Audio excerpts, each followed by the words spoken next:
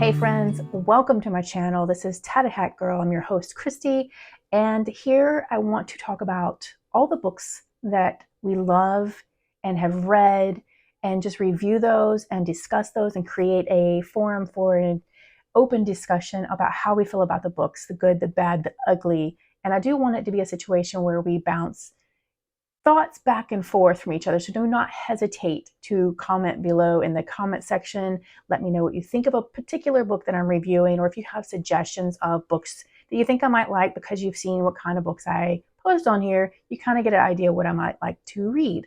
So I would love your suggestions also, or things that you would like me to review. Today we're going to review House of Flame and Shadow, Book 3 of the Crescent City World. Now, Sarah J. Maas is a massive writer. She writes just huge volumes and in worlds that you just can't help but to want to immerse yourself in. This particular book, House of Flame and Shadow, which is right here. I also carry two more right here because I wanted alternate endings that Sarah J. Maas did with this. I hope she does not do that in the future because this got kind of expensive and I do not own them all. I only own two alternate endings. One of these came from Amazon, did not have an alternate ending, but I got the Walmart version and the Barnes & Noble version. I did not buy Books A Million and I did not buy the indie. So I think there's one more, but I did not buy those. I only bought these three. And while I did not buy any other version, I am in love with this book, but I did rate it a 4-star. Here's why. This is my honest opinion, and it is an opinion. Please, again, feel free to comment below. Let me know what you thought about this, because I found it fascinating that she chose to, in the chapters, write it very clip and switch from character to character within a single chapter. Now, Stephen King did this, and he did it in a way that even on Kindle, you knew that we were getting ready to have a shift of some sort. And he did it in fairy tale specifically, which is the book I'm reading currently. And I enjoyed that because within the chapter, he also has like little mini chapters. Where on Kindle of literally the House of Flame and Shadow, there was really nothing but like a single space. And if you weren't paying attention, you would miss that you're getting ready to switch a whole character or a whole scene. And it was just like, wait, for only half a second, but it was still annoying. It was like, who am I reading about now? So until you got further in, it might have taken you a second. Not the end of the world, but slightly a pet peeve on the Kindle version itself, because I do own that as well. It felt like in this book, and I'm curious again what everyone is thinking, I felt like she tried to tie up book 2 and she tried to tie up some relationships. And at the same time, there were some tie-ins to another series. I don't want this to be a spoiler, but I do want to mention that there was a tie-in that I absolutely loved and appreciated. And it was just like, I had just finished up that particular series as well. So it was just a little bit of a little warm blanket for a moment that I got to step back into that book that book series that I had left. And so I did appreciate that hugely. But again, I don't want to give any spoilers away. If you haven't read this book yet, definitely, I don't want to spoil it for you. I felt like book 3 was a bridge to book 4, House of Many Waters. I assume is which one she's writing next, because that's the house she hasn't mentioned or hasn't wrote a full book on.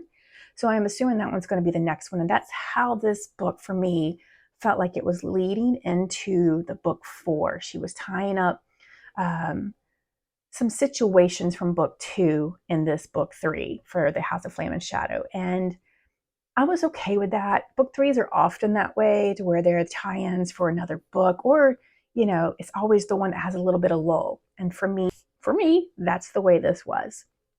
I also think this book was a wonderful way of having a moment to be colorful with each character, more so than having to build the world, because she's already built the world in book 1 and 2. You just got to step out of the city a little bit in other parts of the city, and I enjoyed that greatly. I do feel like this was a fast-paced book. Why was it so fast-paced at over 800 pages, 900 pages? I don't know. She had the space, but I think she was trying to potentially discuss a lot of characters in one book.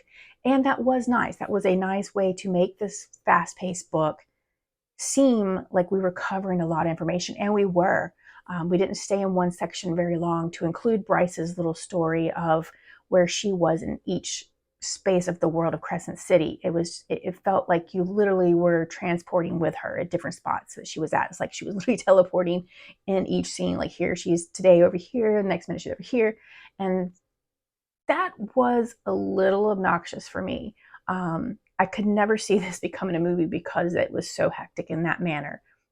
But the other characters, which is really what this was about, it really gave you a moment to spend some time with them, and some characters maybe you wanted in book 1 and 2 that you didn't get more information on, but you did get to get it in book 3, and I really appreciated that. But this was my review on book 4, or book 3, excuse me. It was a 4-star rating. I do love the book. I had a great time. It was fun. It was fast. It literally could take you between, for some people that have time, it could take you a day to read this book.